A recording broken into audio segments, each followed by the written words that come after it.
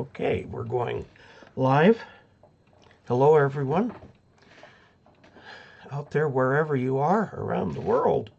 I'm Dave Casler, amateur radio call sign KE0OG, here with another episode of our weekly live stream on Thursdays at 6:45 p.m. Mountain Time. It's Mountain Daylight Time right now. U.S. Mountain Time. I think Australia has a Mountain Time zone too. Anyway, we are here. Oh dear. Fix something.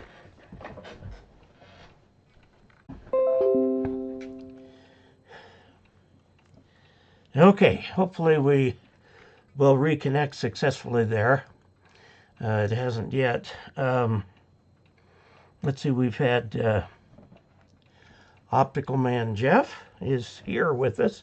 KE0KRO from Sioux Falls, South Dakota, where it's 80 degrees and in a thunderstorm.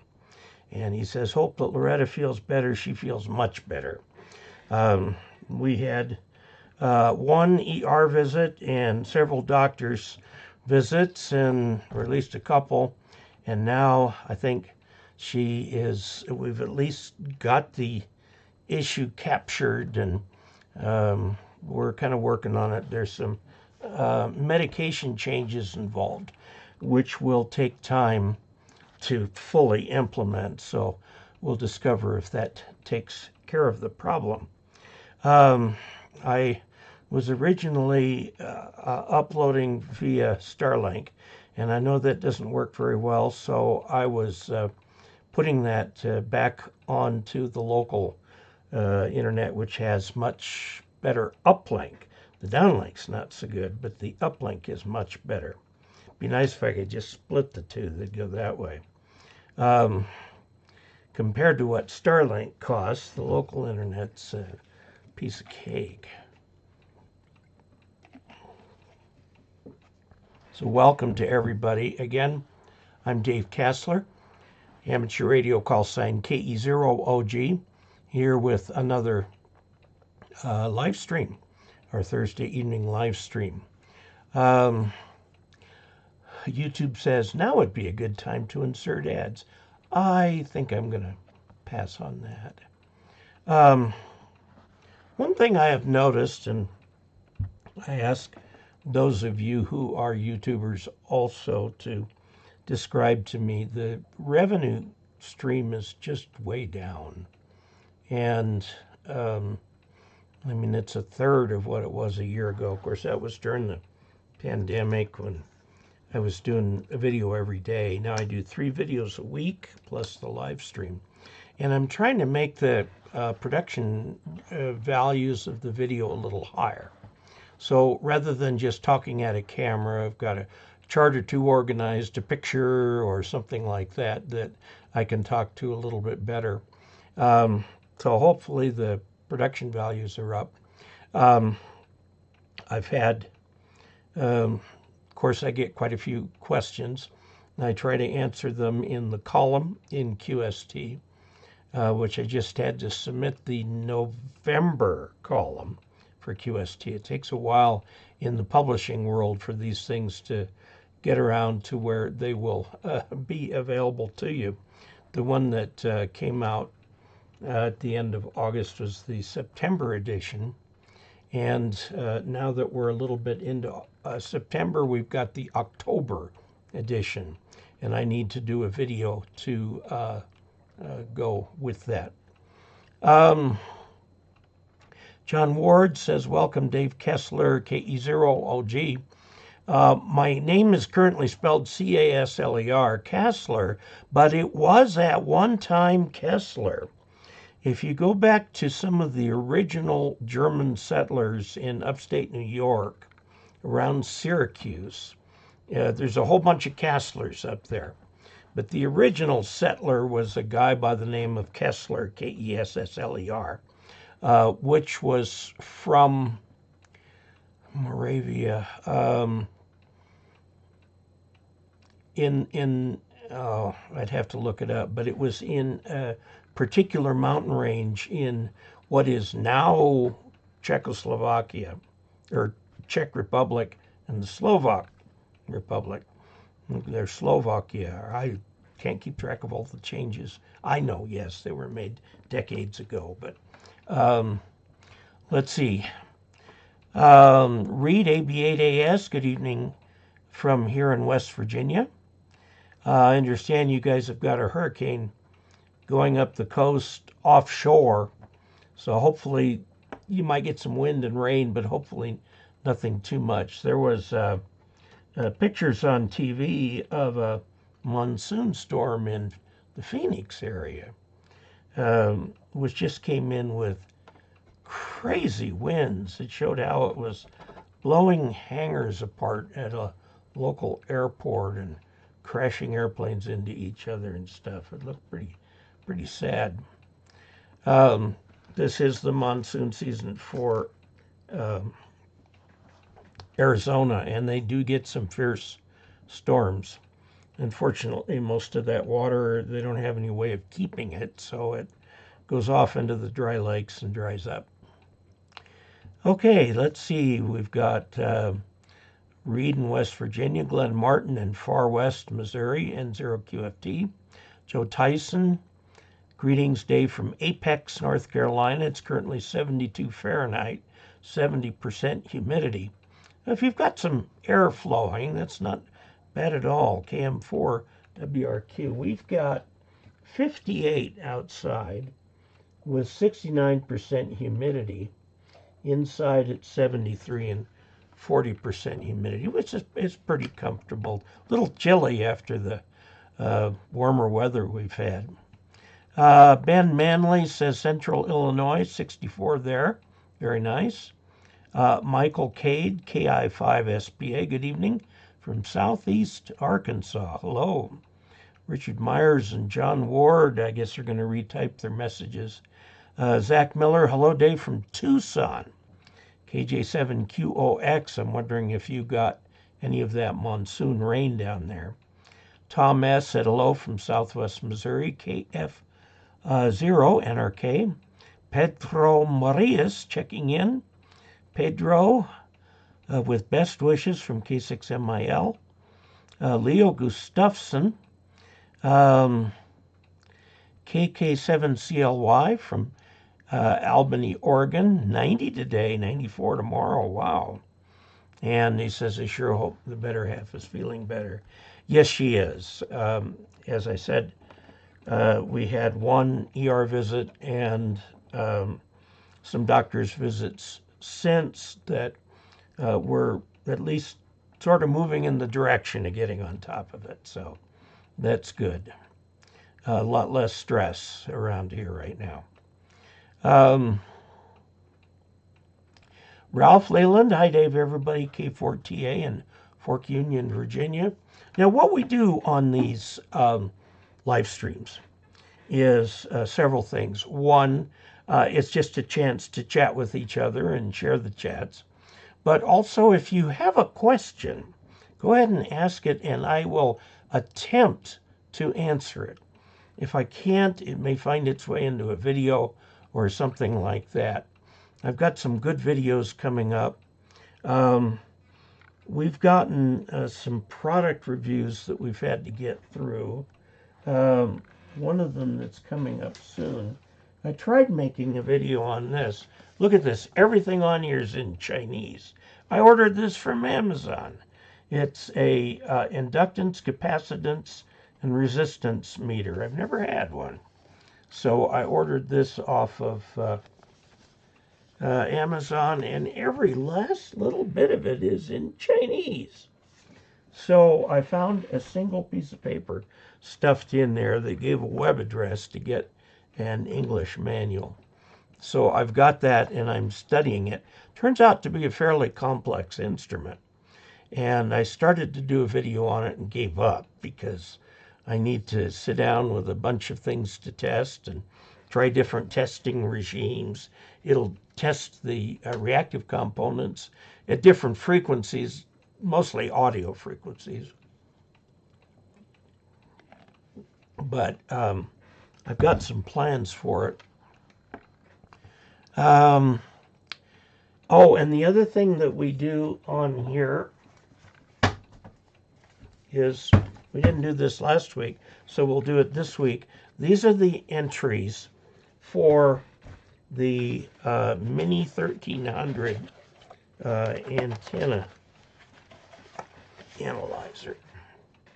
Okay, and this has got calibration stuff and everything. And it does a lot of other things too. So something to play with there.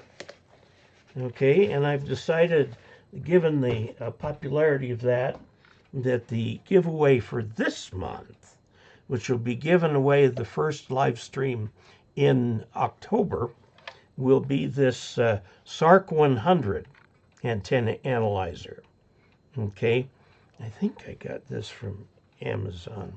Yeah, I'll have to look for the receipt for it. But there it is. This is another good analyzer. So 2 antenna analyzers in a row. Okay. Let's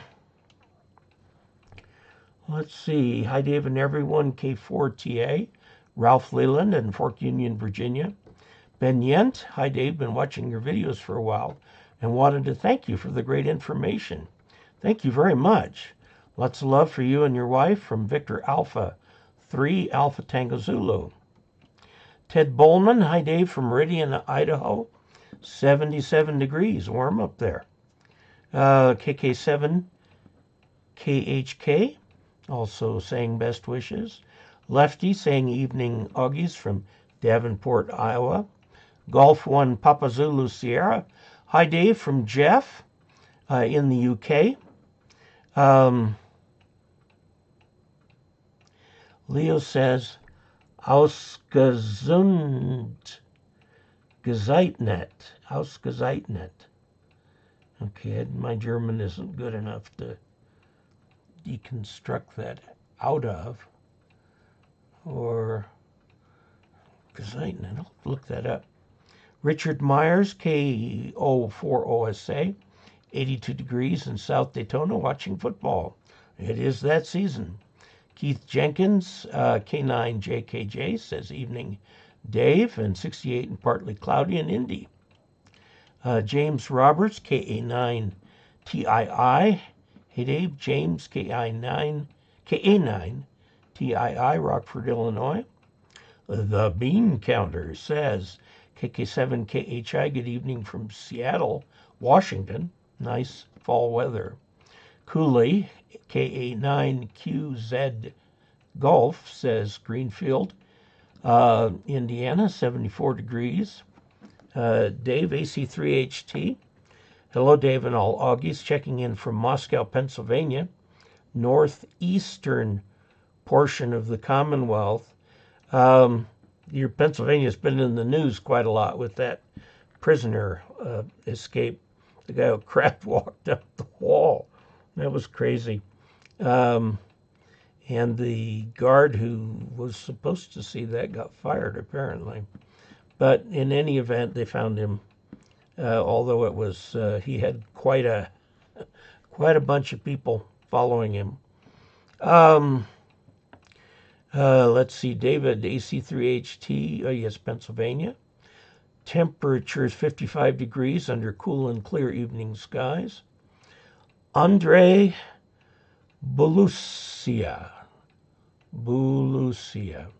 I own a Tesla. I have HF antenna lip mounted on my trunk. I'm getting strong RFI during acceleration and regeneration. Radio is on a battery. Is there any hope? Thank you, KN6KEZ. It's the computer, I think, that is creating that. You can try, consulting with your local repair facility or calling them so that you can find out where the wires are going into and out of that computer and put ferrites around them. They have these snap-on ferrites that you could put on there that I think would really help.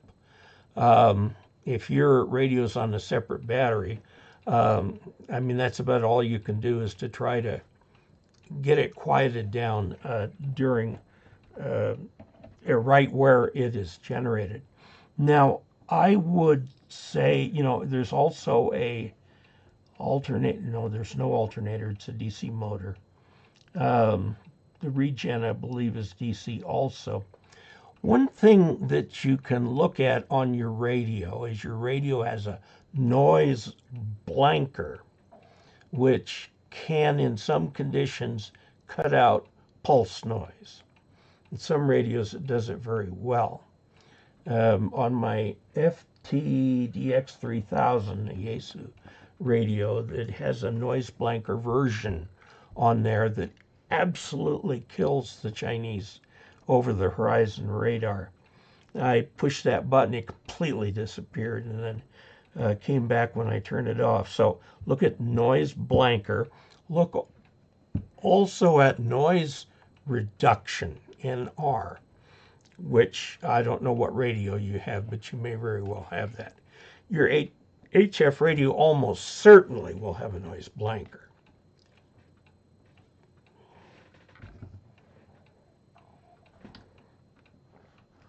The noise blanker is quite simple in concept. What it does is when it sees a spike on the incoming signal, it actually grounds it. Almost like a miniature little lightning arrestor, except for pulses. And it can make ignition noise and things like that go away very quickly.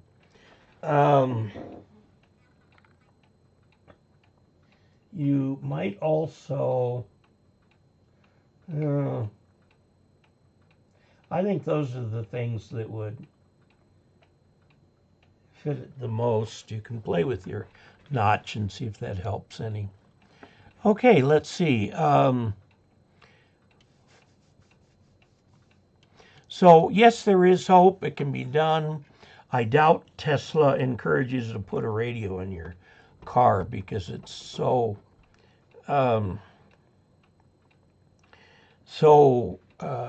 reliant on complex electronics to work properly. But you can try. I take it the RFI is in your radio from the car. Jesus Freak bracing for Hurricane Lee here in Nova Scotia, Canada. Will hit here Saturday.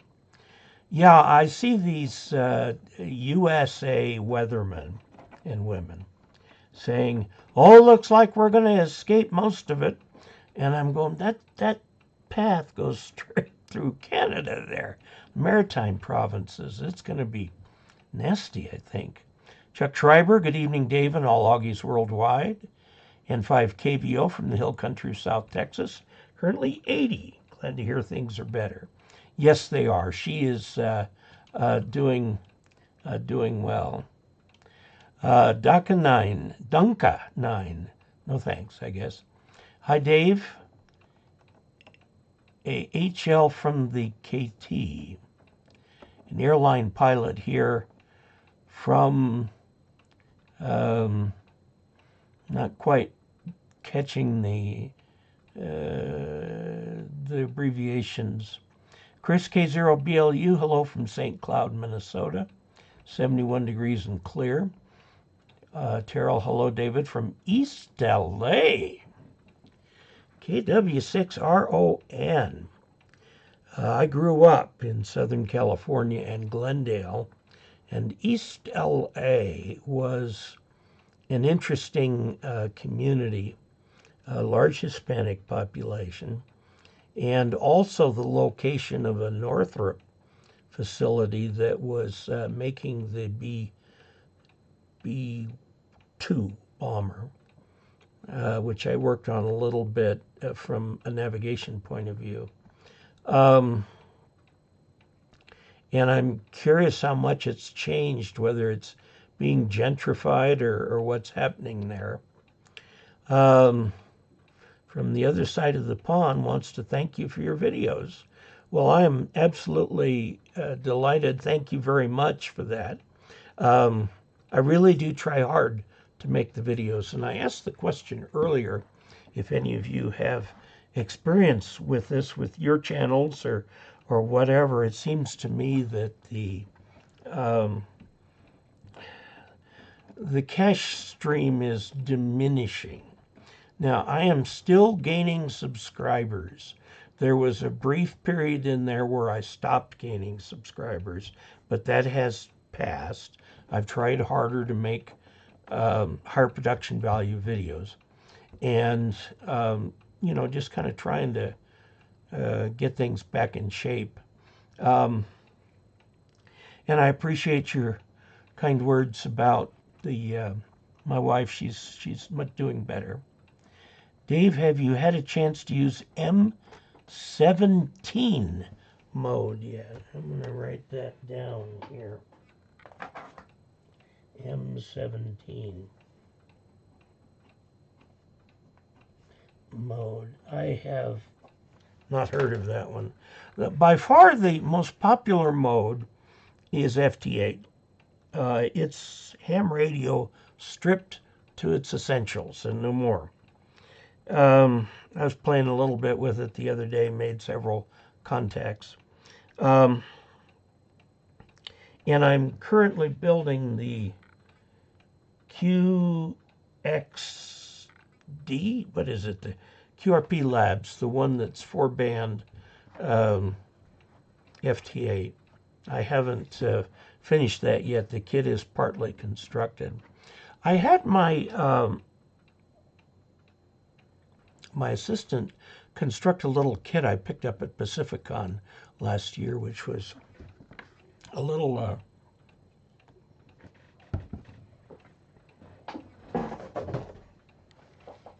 simple thing that just blinked a couple LED lights. So he wanted to go on more, and I had this 3-tone generator, which is used to check radio's linearity from who was it from? Not Elecraft. Maybe it was, no. Didn't the no, it's right here. Elecraft.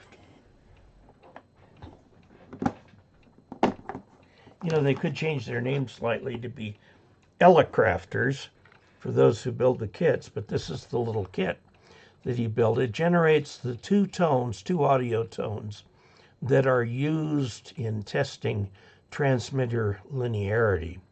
And he put this together pretty much by himself. He had some questions for me. But I tested it, it works. So there will be a video on this coming up very shortly. Let's see. To thank you. Oh, for M17, I haven't tried that yet. Leo Gustafson, I have 2 ground rods in the back. One is no longer in use. Is there any advantage to having the antenna ground with the gas-operated lightning arrestor and a separate ground for my station gear? No, they need to be tied together.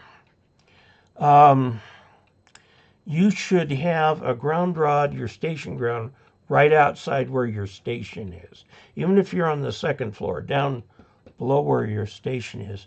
And that's where the lightning arresters go. And then that's where the coaxes go into the house. Or in some cases, if you can't go in the house, go up the side of the house to go into your shack. If you have a separate ground rod out there, like for antennas or something, like my Step IR Big IR has a ground rod there. Ideally, I haven't done this yet, but I need to do it. That should be connected via a copper wire, like a number 6 copper wire, to your main station ground. All the grounds should be bonded together. The idea of doing that is so that if you do get hit by lightning, all the voltages on all the equipment goes up and comes down together. And then that way, remember, it's a voltage difference that when you're talking Ohm's law, the voltage is the voltage across the resistor. And so it's the voltage difference that makes the difference. And if you've got things properly grounded, they rise and fall in voltage together, which reduces the chance of damage a great deal. Let's see. On Lee and 7A&H says hello, Dave and fellow doggies from Issaquah, Washington. Barry Chalcroft, I'm seeing new names here today. N5NWI, Vancouver, Washington. He says best wishes. Chris, K0BLU. Ausgezeichnet means outstanding or excellent. Well, thank you. Howdy, Barry from Leo. Yeah, the Z was auto-corrected. Oh. Harry Rundle. Hi, Dave and fellow Augies. My wife is feeling better. She is feeling a great deal better. There was one ER trip and a couple doctors' visits and medication changes and stuff like that. We're not out of the woods, but we feel like we've got things headed in the right direction. So that's very good.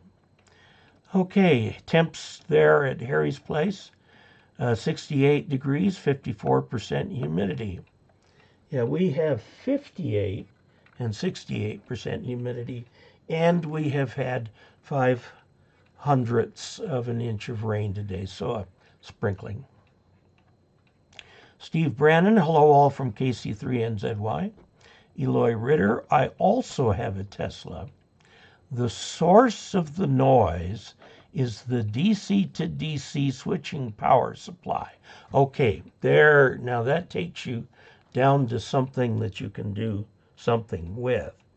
DC to DC power supplies have a long history of creating a pulse noise. Your noise blanker might help with that.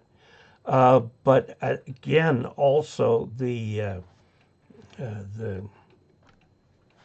ferrite snap-ons. Okay, RS, greetings, Dave, from the California coast. You're always a wealth of good info. Thank you for all you do. From Rick, KN6UTF, thank you. Brian David, AC3HT, it's the motor controller. Okay. Now you're getting lots of inputs here. Pedro Marias, I own a Tesla, use a through-the-glass antenna for FM VHF. Ben Yent, I am looking for a new antenna tuner unit for HF. I'd like a manual tuner and won't be doing over 100 watts and would like an SWR meter. I've had mixed luck with MFJ in the past. Any ideas, or should I homebrew? Go on the DX Engineering website and look for manual antenna tuners, and you'll find a bunch of them. MFJ makes a whole slew of them. I have an old MFJ 990, well, let's see, 901B, I think it is. It's just got the tuning and doesn't have an SWR meter in it. That was my first MFJ purchase, and that was decades ago. My automatic antenna tuner was a 993B, which I had very good luck with. Still got it. I still got the other one too. There are other companies. I don't know if LDG just makes antenna tuners that are automatic, but you can go to DX Engineering and find something that's just right up your alley. Okay.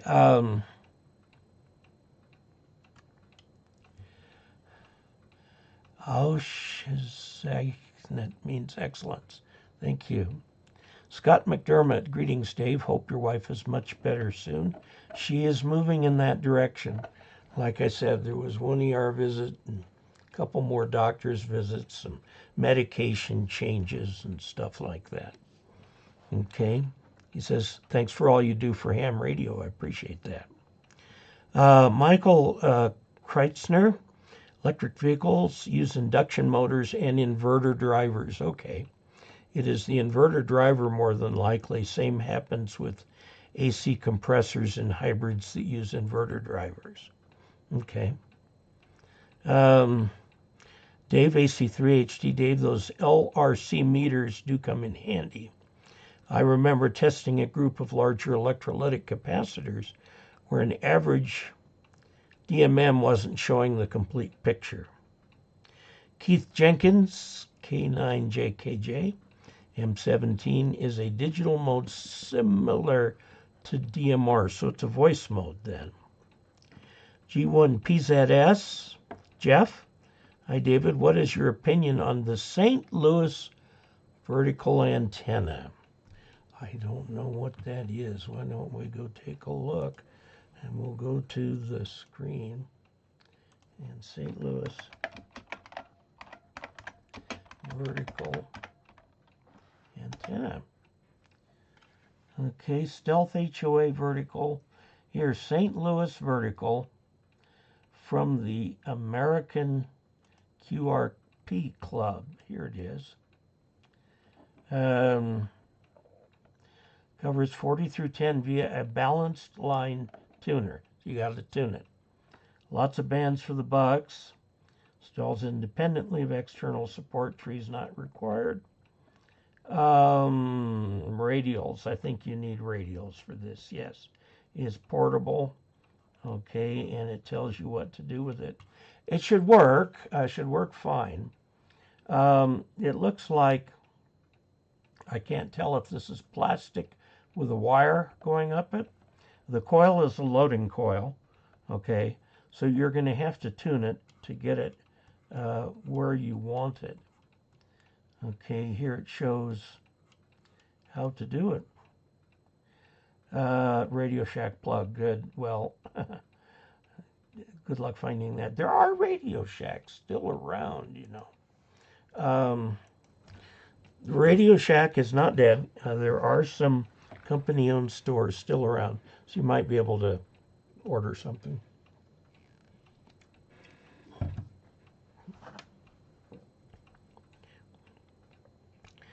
Okay, so Jeff, I would say go ahead and give it a try. It looks like it would be pretty straightforward to put together. I don't know if that's a whip that goes up there or what. If you look in the latest QST, let's go to QST. Let's see, arrl.org. Okay. And then we go to QST, and we come up with the latest QST.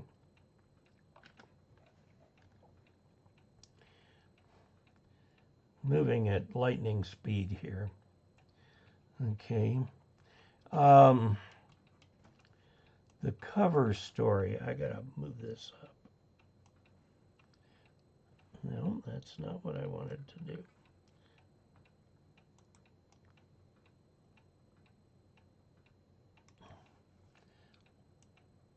Sorry, one moment. Get this up here. Okay. There is a story in here.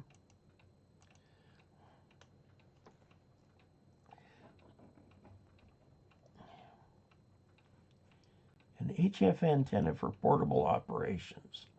This one right here. It's very similar concept.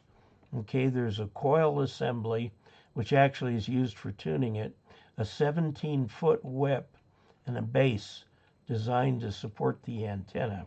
Now you're going to need some radials off of this thing, but you might look at this article in there. By the way, let's go all the way back to the beginning. I was looking at how Ask Dave came out. This has 4 figures in it. I don't know why I had this feeling that I ought to just include figures with the antenna. They actually got 4 figures in on that thing. I think they had to edit it quite a bit to get it in there, but it's there. Okay, so let's go back to live streaming. I'll pull this down here. Normal view. Okay, let's see.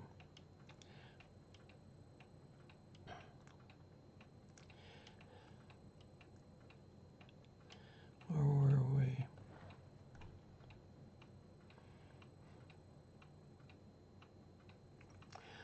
Okay, Larry in Manila says, good morning. It's a warm morning and maybe rainy this afternoon. Ordered the mic from my Yaesu, but it's in China and is supposed to be here soon. Also, my connector on the radio needs replacement. Well, good luck with all that. Roger Crum, KD9TYP, Bristol, Wisconsin. Really enjoy your live stream. Praying for your wife's rapid recovery. Thank you all so much. I got so many comments back when I had to beg off of last week's live stream. And just really appreciate your prayers and thoughts and support and your kindness. And I've passed that on to her, and she has expressed her appreciation. Larry in Manila says, it's a loose connector. The cable, been checking Yaesu and Asia for it. Been thinking of using a different cable so I can move the display in a better spot. Leo says, thanks so much for the clarification, Dave. I thought antenna and radio tied to the ground rod immediately at outside, the way I have it, is fine. The best practices for amateur radio grounding are found in the second edition of Grounding and Bonding by H. Ward Silver at the ARRL bookstore, and I will tell you that what is in there is far beyond what most hams do. So it's, shall we say, something you can grow into. It's based on the National Electric Code, also based on the Motorola advice given in its document. If you go back to Ask Dave number 8, which is my video on grounding, it mentions the Motorola book and something that you can look at. There's a chapter plus an appendix that are both directly relevant to ham radio stations. Okay, lightning arresters on the mast about 4 feet from the antenna.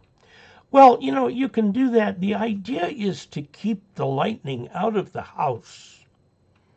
So you want to short it to ground before the cables go into the house, but past the point where they can be antennas for the lightning. So Larry in Manila, it's warm 29C there, and they turned off our water to the subdivision for 24 hours.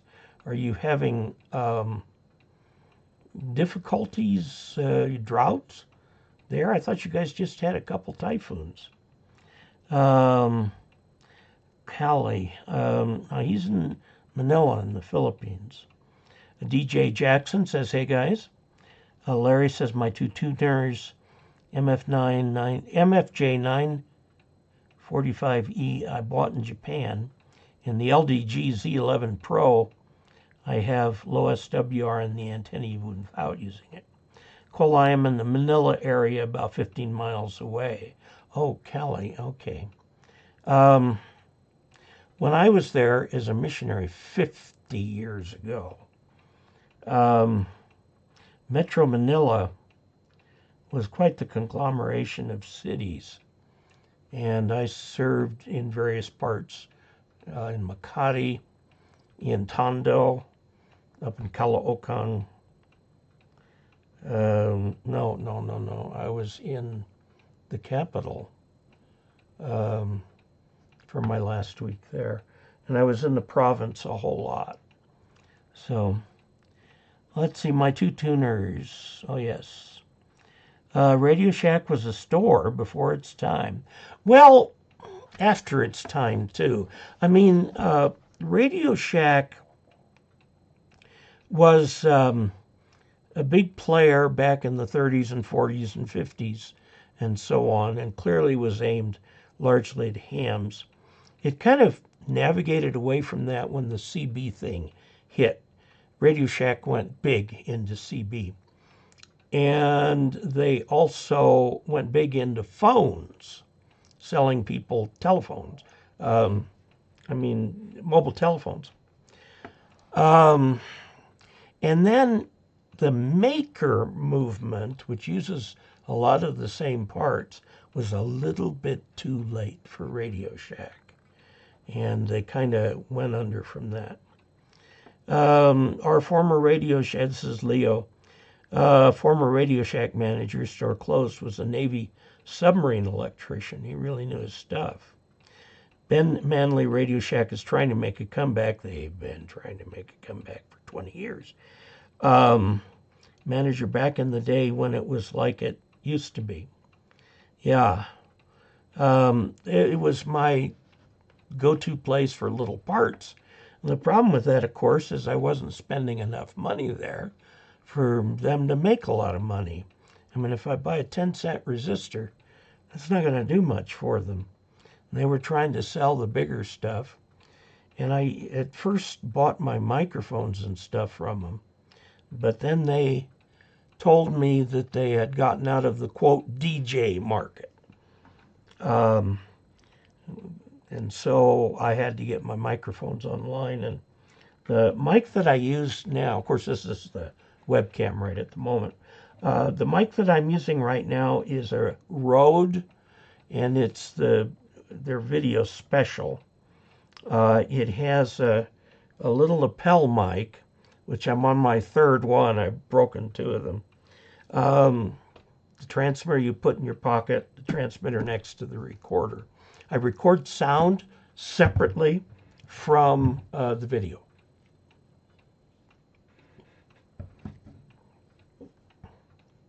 It's just easier that way.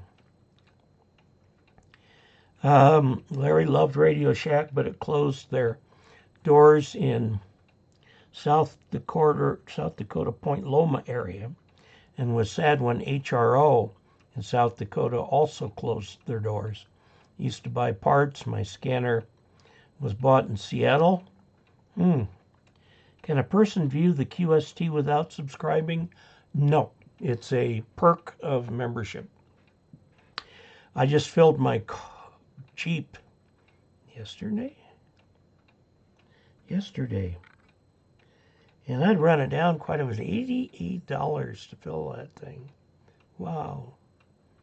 So that was more than the cost of membership, even with the rising prices. So we think that's expensive, but if we're willing to pay that for a single tank of gas, I think we can afford the league. Or you can buy it. I know there's a lot of places in the Philippines, the newsstands.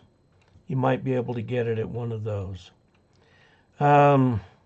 Really miss the Radio Shack stores. I hear you, David. Larry, I had a pole that was installed outside my shack and attached a ground wire to it, so it's working so far. I heard one Radio Shack store lost itself when they switched to cell phones, yes. But no Radio Shack stores here, but mostly DIY. From what now, 50 years ago, okay, my experience 50 years old, we had a houseboy who was into making things. And he put together an AM tube type receiver and could not get it to work. And he asked me what was wrong with it. And I mean, his construction style was beautiful, and I was sure he had done an excellent job making it from scratch. And I finally found, on the variable capacitors, the variable section is a little tab on top and a little tab on the bottom that you can connect wires to. The tab on the bottom was touching the chassis. So I had him move that out of the way, and it immediately came to life. So he was embarrassed because he hadn't seen them, but I don't know why. I mean, we all make mistakes. So let's see. Bought my first 2-meter radio from Radio Shack HTX 242. I still have my HTX. I've got two of them. I got a couple of them for 2 meters, and I've got one of them for 220. And they were ICOM radios that were rebranded as Radio Shack. And they worked fine until they didn't. There was a weird little design flaw in the way the audio board was attached to the main board, the motherboard in there. And with vibration, with time, it would break a connection, which is too bad. But yeah, they were sturdy radios. Chris wishes them well. Michael Rincon from Kilo Alpha 7 Victor Juliet India. Thanks for your show and videos. I'm considering installing a 20-meter hamstick dipole at approximately 25 feet adjacent to an 8x12 metal storage shed. Will the shed have much impact? Well, Michael, as you know, the first rule in antennas is that everything affects everything. So yes, it will have an impact. Try and get it at 5 feet or so higher than the roof of the metal building. And then I think you'll have some good luck with it. Okay.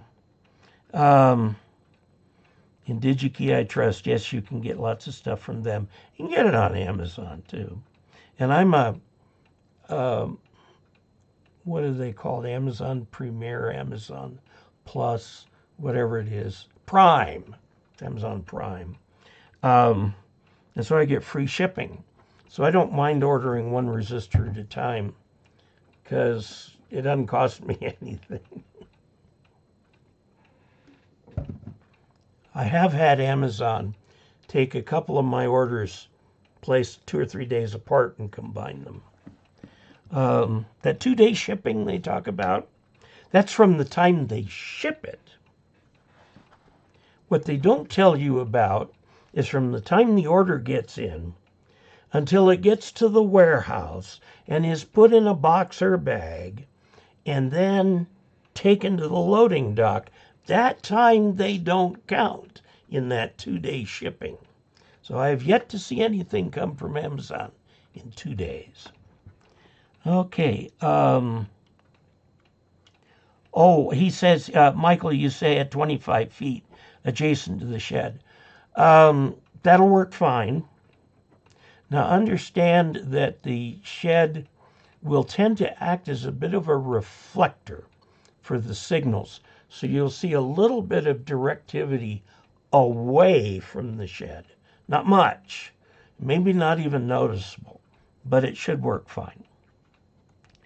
Okay, there's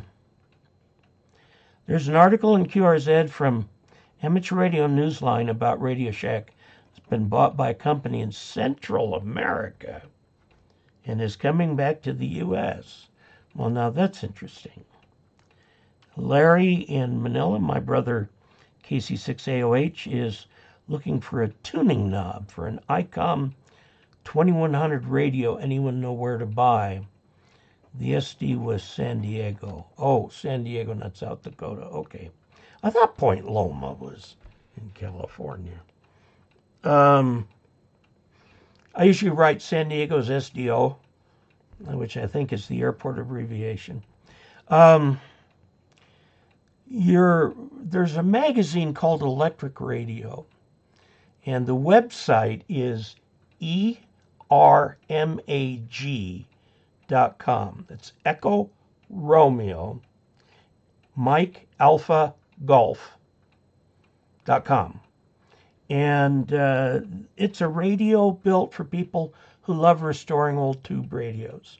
Now, grant you an ICOM 2100 is not a tube radio, but you can find amazing things in the classified ads there. Doug Dry, and I might point out, Doug Dry gifted me this good old-fashioned black and white phone right here. And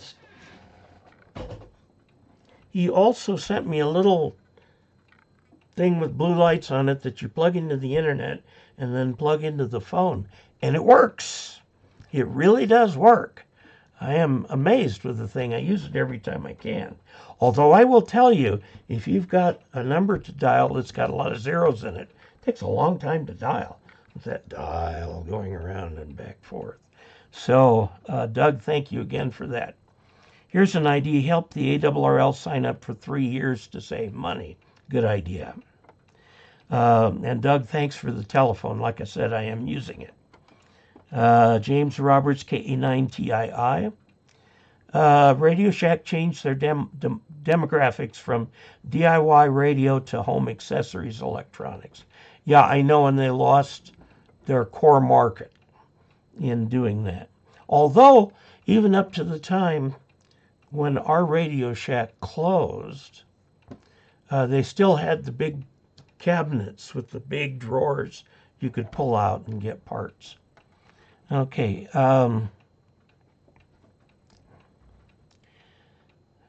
Shane Sterling, would you ground a DX Commander that has a 3-foot concrete base?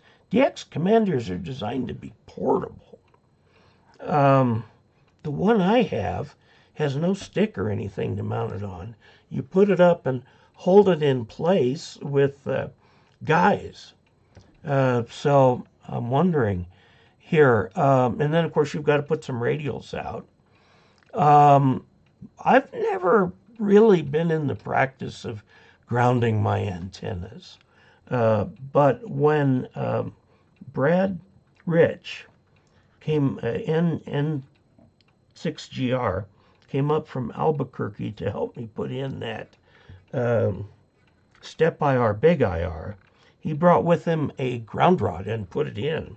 He had this really cool ground rod driver. It just goes right into the ground. And so it is grounded. And then, of course, that's connected to all the radios. And I've got probably over 30 radios on that thing. That is my go-to antenna when I want an antenna I know really works. And I compare other antennas to it when I do antenna comparisons. Okay, let's see. Doug, I prefer the PDFs. The magazines usually are 2 months due to mail service is slow there. See, nothing has changed in 50 years. DIY and EMIS carries antenna wire and others, but not much others. Been planning to buy a 3-meter RJ11 2857D. Yaesu here might not have my CT cable, so we'll see. AC3HT David is speaking to Ben Yent, remembering purchasing the HTX 202 and the HTX 10. The HTX 10 was a mobile from Radio Shack many years ago. Lefty Dave, don't be so hard on Amazon. In the past, you would have had to wait 2 weeks for your merchandise. Yes, I know. And I have had to wait 2 weeks for my merchandise. Back before I came a Prime, I would regularly wait 2 weeks, even though I met the dollar amount for the 2-day free shipping. It was 2 weeks every time.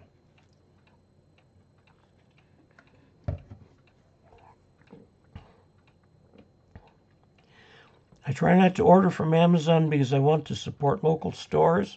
So do I, but nobody around here carries the stuff that I want to get from them.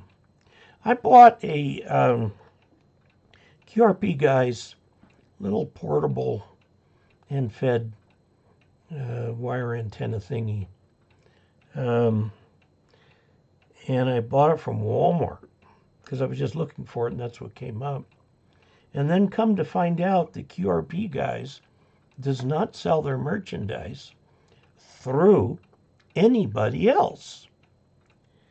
You have to get it from them. So I didn't realize I had a counterfeit one. I mean, you couldn't tell from looking at it. They say the problem is the toroid. The material that the toroid's made of is substandard. Well, I thought this was interesting enough since we put the thing together. Again, my assistant did that. put the thing up on the new 30-foot mast and used it as a sloper, and worked fine. What's interesting about this antenna that's got me kind of puzzled, it's got the same schematic as a standard end-fed half-wave multi-band antenna. And yet it says it only works on one band at a time, which I have found is true with this one. So I went ahead and ordered one from QRP guys. And I'll see if that's any different before I do a video on it. I had a video on it. I pulled it till we get the real one from QRP guys. So anyway, it's coming, and I think it is designed somehow, and I don't know how they do this. It's got a 64-to-1 balun in there, and that should work just fine feeding an end-fed antenna on multiple bands. But apparently not so with this one. It's a multi-band antenna, but then you choose the band and you cut it for that, and it's not a multi-band antenna anymore until you take that wire off and put a different wire on. Crazy. So in any event, I pulled that video just in time. I will get the official one and we'll do some experiments with it. I mean, if it only claims to be a single band at a time, then fine. I mean, I judge something when I do a product review by looking at whether it is what it claims to be. Okay, and if it claims to be a single band, multi-band antenna, well, okay, I'll figure out how that works. But I would think that the circuit they're using should work as an end feeder for an 80 through 10 multi-band dipole end-fed. But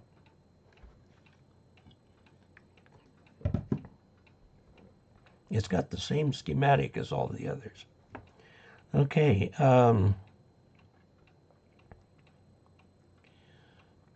okay,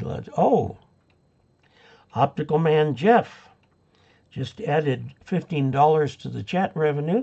The first person to do so tonight. I really appreciate that. Thank you very much. I do rely on channeling from QST and so on.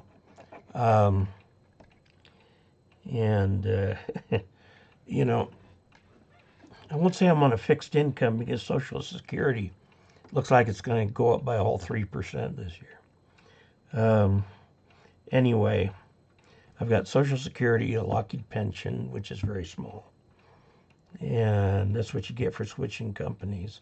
And I've got my IBM 401k, which I'm trying not to use if I can. So, because, you know, everybody says you got to have $1 million for retirement. Right. How many people can scrape together $1 million for retirement? That's crazy. And I certainly don't have that. So we're comfortable. We're not rich, we're not poor, we're just comfortable.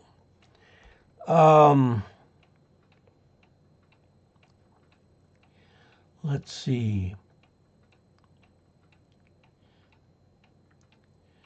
Okay, Harry Rundle said, say this Saturday is the Wings and Wheels at the Essex Sky Park in Essex, Maryland.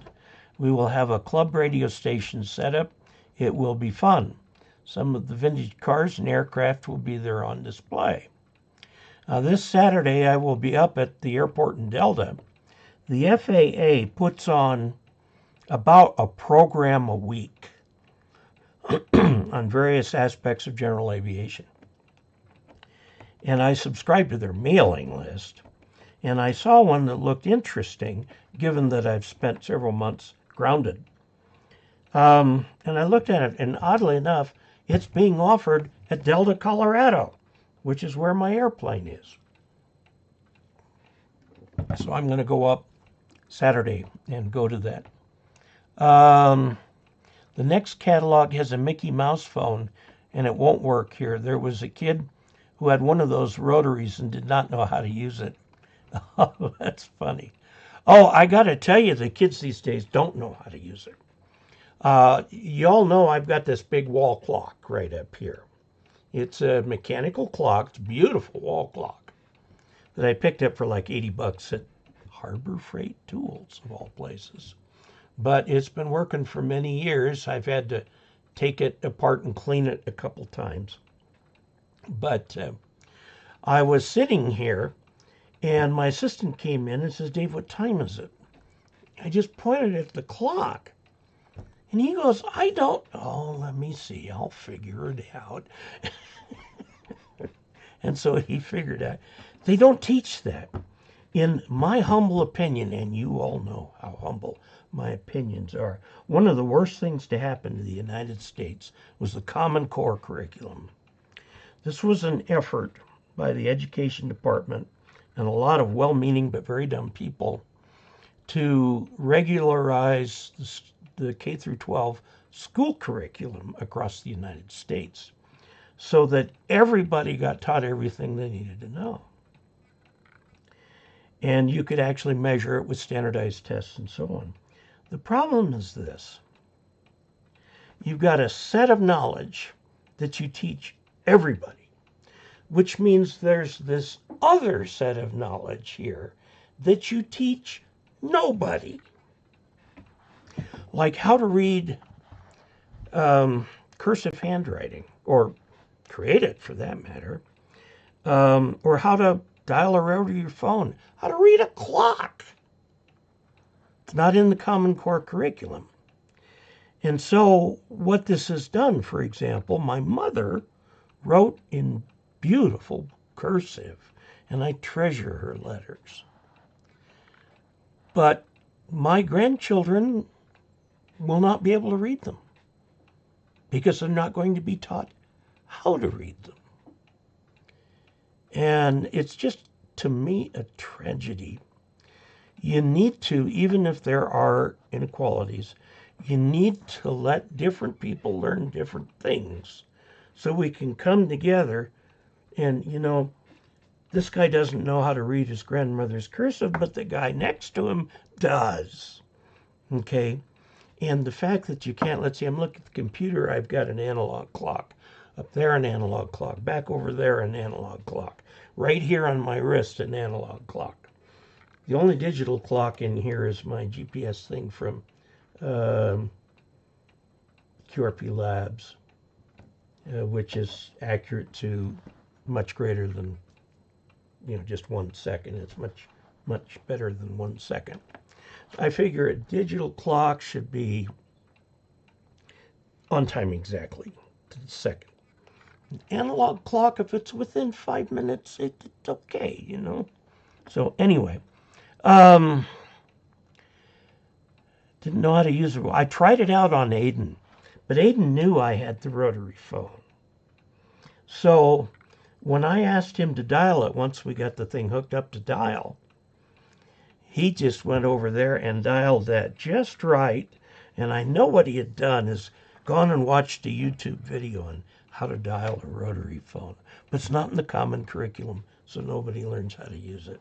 Somebody has an emergency, they've got a rotary phone, which they're still around, wouldn't be able to dial for an emergency.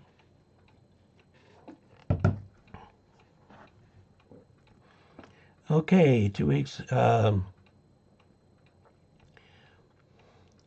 242's been great over the years. I have a more modern HF rig now, but love the old simple 242 for around town. Leo Gustafson, 2 weeks, that's better than MFJ. Well, now that's true. MFJ can be very slow.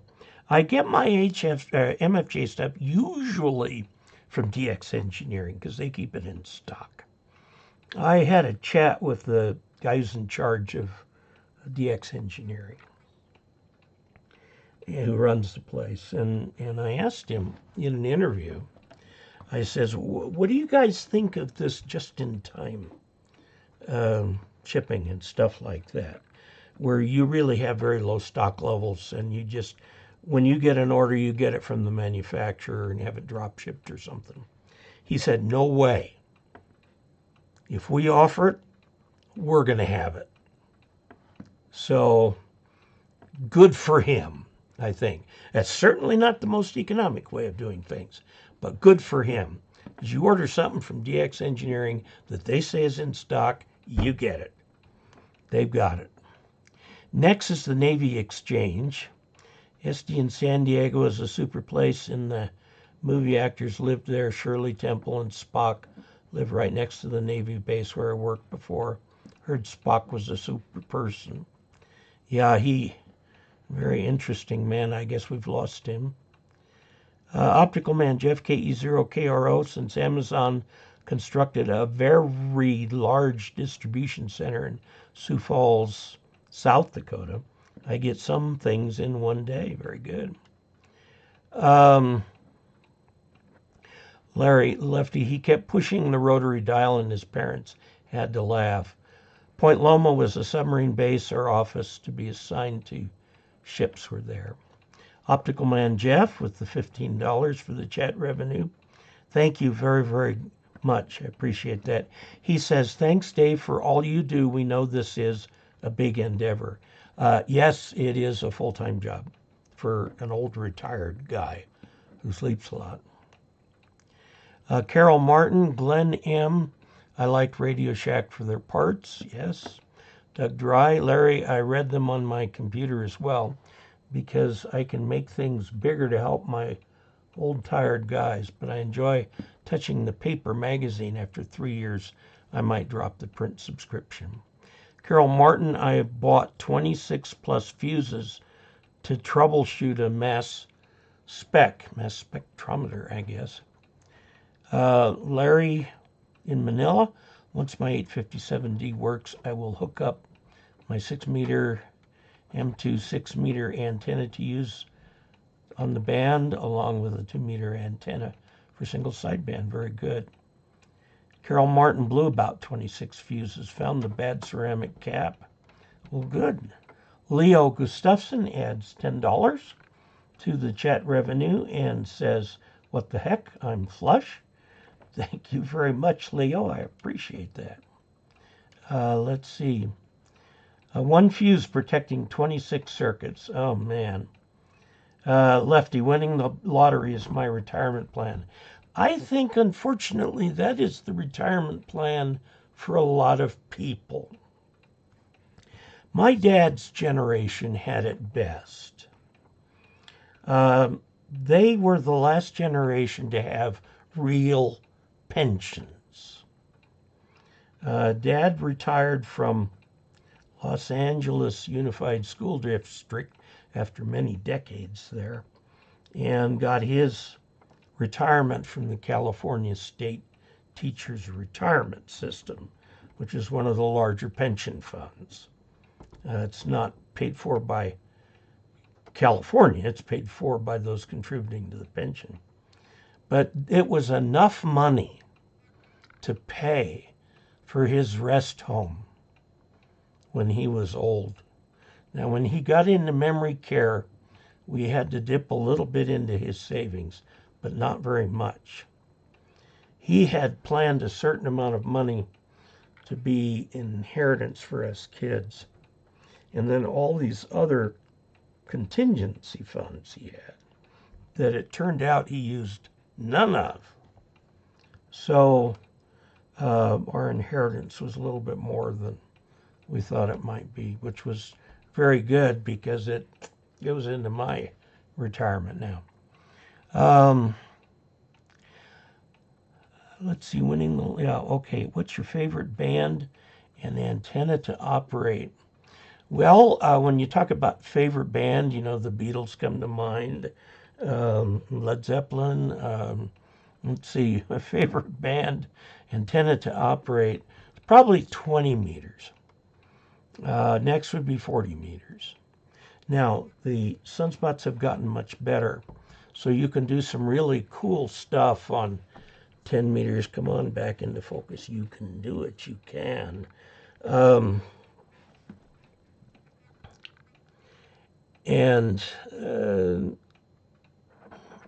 So my favorite antenna is my hex beam, which is good for 20. Otherwise, I use the Step IR Big IR, which does a marvelous job. All the other antennas are test antennas. Now, the reference antenna is the MFJ, and I don't have the number memorized anymore, but it's less than $100. It's an off-center fed dipole that's good for 40, 20, 6, and 10. The 40 and 20 are the key things in there. And it covers all of 40 and all of 20, which was a requirement for picking an antenna to be a reference antenna. I looked at other antennas, but they didn't cover all of 40. So anyway, those are what are in the reference. There's so many antennas you can pick from. Go to the ARRL and look at their antenna kit. Let's just do that together. Screen, UST, ARRL. Oh, we're on the correct page. Store. Okay, antennas, kits, 2. Morse oscillator kit and this end-fed half-wave antenna kit. Okay, this right here. Now, I will warn you that you need to have a steady hand drilling holes in that plastic, or else use a drill press like I did. Okay, it's very easy to put together. It works. It says to use it for 40 through 10, but it will work. I know because I've tried it. It will work on 80 through 10 if you lengthen it. If you lengthen it out. So, and I did a video about how to get it to work on 75 plus 40 through 10, which was kind of interesting. So I think I may change that to the reference antenna because you get more bands.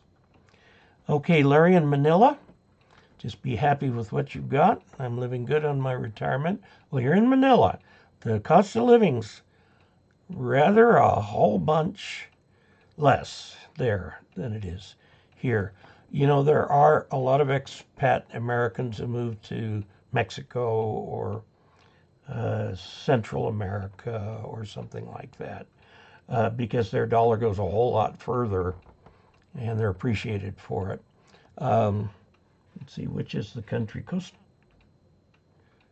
Costa Rica, I think, is the one a lot of them go to. My favorite band, Steppenwolf. Ah, there you go. Tom Salter is greeting us from Central Alabama. Preach, brother. Autocorrect strikes again. Went to a Catholic school and learned Roman numerals. Yes, I had to learn the Roman numerals too. Okay, it's time. Now, the giveaway for the month of August is the Mini 1300 antenna tuner. No, antenna analyzer. It's an antenna analyzer. And it does a lot of other things besides. And it's got an instruction book and all that sort of stuff. Let's see what this other piece of paper is here.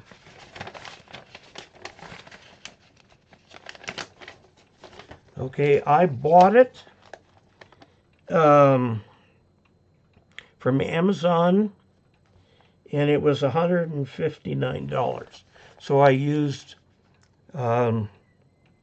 channel funds, which is what you guys are contributing to here, channel funds to purchase this. So I'm going to turn right around and give it back to you guys, and let's see who gets to pick it up. And get all of this all down, stick my finger in, and take the one that's right above it. And that is going to be this card right here. And this is from KD4YDC. Robert Burton is the winner of this. And this will be on its way to you very soon. Okay, I'll put that there. Now you may ask, what happens to these? These are shredded, okay? I don't collect any personal information. Your privacy is protected. And like I said, this is a free giveaway. The only thing it costs you is a postage stamp. And that's it, because I pay the shipping to get this. Now, this coming month's giveaway is going to be the SARC 100 antenna analyzer, another antenna analyzer with a nice sturdy SO239 here. Takes 12 volts. I'll have to see if I can find a plug for you. And you can do a USB thing where you can, I guess, do some stuff on the computer. I haven't with that yet. Let's see. Learn Roman numerals. Doug Bowser, it's upsetting when you explain it like that. Wow, yeah. We're not passing on our knowledge to our youth. You learn what's in the book, and that's it. When I was in elementary school and junior high and all that, was back during the missile gap and all that kind of stuff. And they wanted to make sure that we knew science and knew how to think. And when I got into UCLA, it was on the strength of my SAT. My grades in high school were not good. I had a nice, solid B average. I think a 3.1 GPA, B average. How did I get into UCLA? The strength of my SAT. Back then, the SAT was truly an aptitude test, meaning it was an intelligence test. And I got a very high score on it.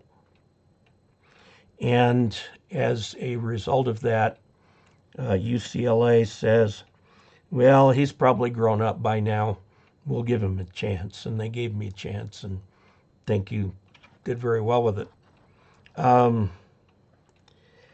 I had also applied. My father wanted me to apply to BYU, but I didn't really want to go, so I never took the ACT. They wanted an achievement test to see what I had learned. I don't know how well I would have done on that. But then after I got back from my mission, of course, being a Mormon missionary, I didn't have to take the ACT or anything. I was able to go to BYU. Things have changed. BYU had about 30,000 students 50 years ago, and there were about 3 million Mormons worldwide. BYU today is 30,000 students, but the Mormon Church has grown to 15 or 16 million worldwide. So needless to say, it's a lot harder to get into because a lot of people want to go there. So anyway, Doug Dry, I worked until 70 years, 3 years ago, to support my ham radio electronics hobby. It helps. Yes, I run a YouTube channel. That's how I get mine. Crosby, Stills, and Nash, and occasionally Young. So yes, they were unique as a band. They had a sound you could tell instantly was Crosby, Stills, and Nash. Doug said, I just got this portable shortwave receiver. Can't pick up a station for anything. Much better at night, though. Can hear Paris around 2 a.m. Doug, let's go look. I want you to see something. Let's go to Studio.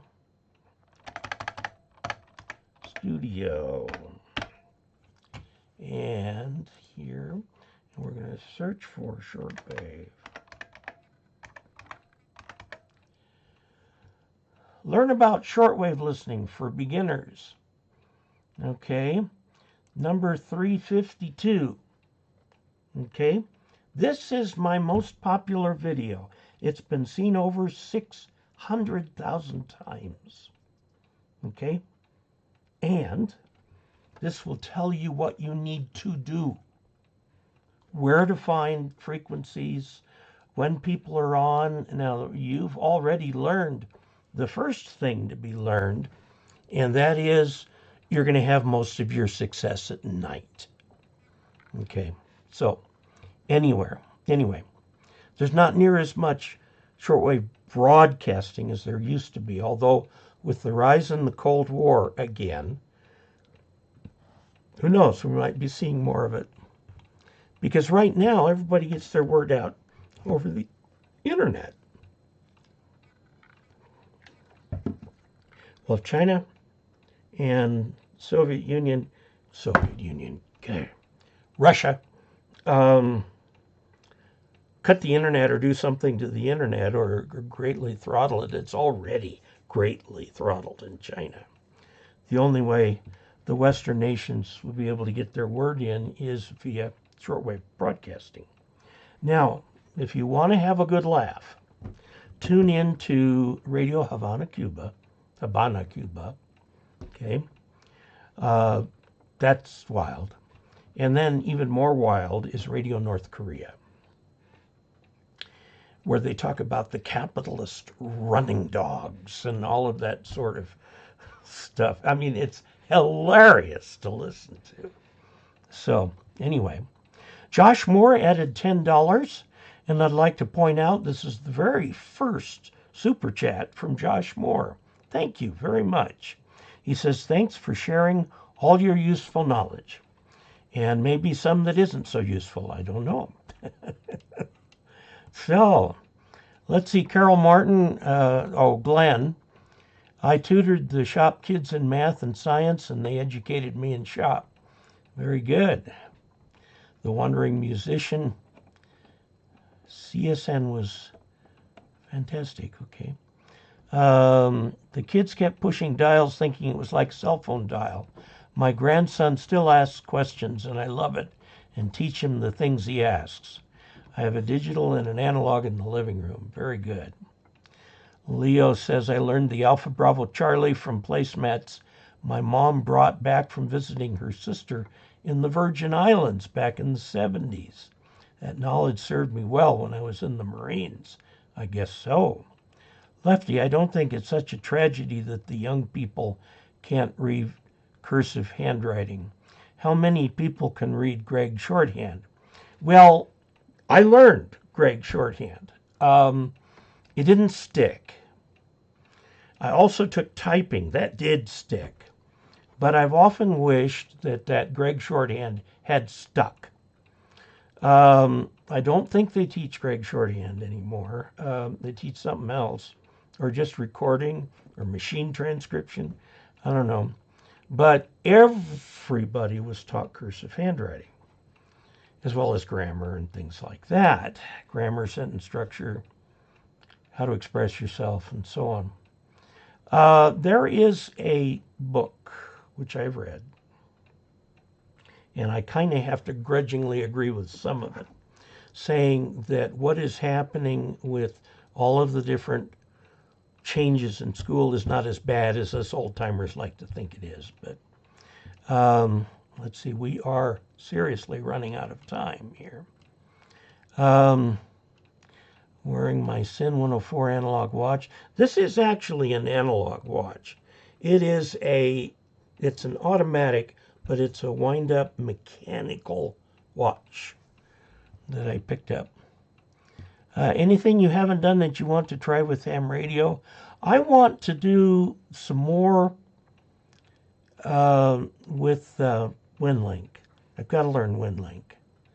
So, and Ben Yent, an analog clock gives you a sense of time perception that digital doesn't.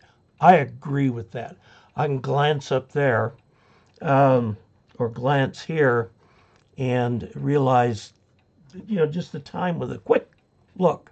I don't have to sit and read the numbers like I do on the digital. Okay, Larry said he had 2 shortwave radios in his travels, a Sangean 909 and 909X, and a Grundig Satellite 800. Yeah, wants to scan without pushing the buttons, 40 meters. A friend in the Bay Area who is a CB repair tech and did win the lottery. And once he won, moved to another place to live, as everyone loves to bang on your door for donations. Oh, yeah, that's a problem. And AC3HT, talking about his Sangian. 560-foot loop, 600 ohm ladder line. That would be a very nice 160-meter antenna, I think. 8 Baldric. Check the newest rig from India, the SBITX version 2. I'll have to take a look at that because they did come up with a new one.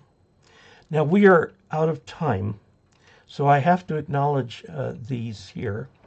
On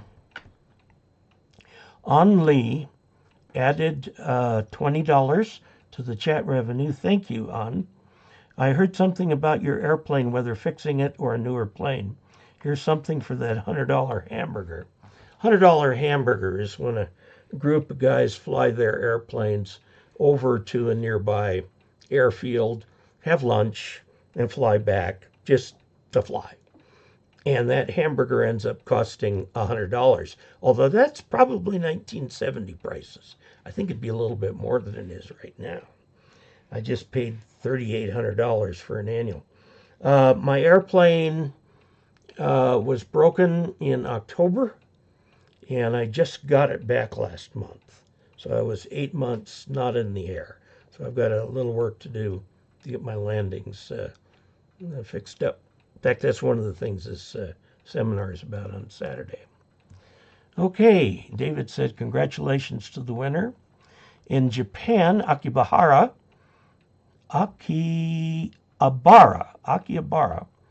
one shop at all.